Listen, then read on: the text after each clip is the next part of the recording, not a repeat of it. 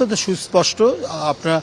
আমরা তো যে গণতন্ত্রের জন্য লড়াই করেছি 16-17 বছরের, একেবারে জীবন উৎসর্গ করা লড়াই, কত জীবন চলে গেছে, শিশু বাচ্চা সহ, তরুণ সহ, ছাত্র, শিক্ষক, শ্রমিক, কেউ বাদ নাই। সরি। তো গণতন্ত্র মানেই তো হচ্ছে সরকার তার কাজ করবে আর বিরোধী দল তার সমালোচনা করবে, এটাই নিয়ম এবং এটাই হওয়া উচিত, এটাই হচ্ছে গণতন্ত্রের সৌন্দর্য।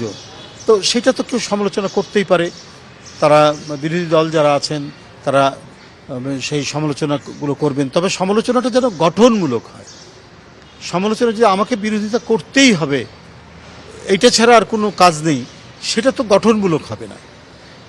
তখনই ষড়যন্ত্রের বিষয়টা আসে, যে আমি কোনো কিছুই বুঝি না, কোনো কিছুই মানি না, আমি আমার এজেন্ডাটাই বাস্তবায়ন করব, তাহলে ওটা পার্ট অফ কনস্পিরেসি হবে।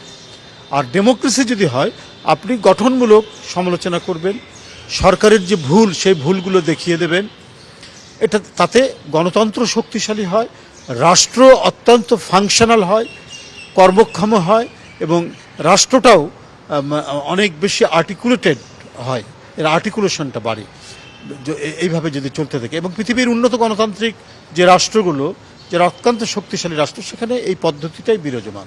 তো আমি মনে করি যে গঠনমূলক যে সমালোচনা, বিরোধী দল যে সমালোচনা করছে, এটা অমূলক কিছু নয়, এটা করতে পারে।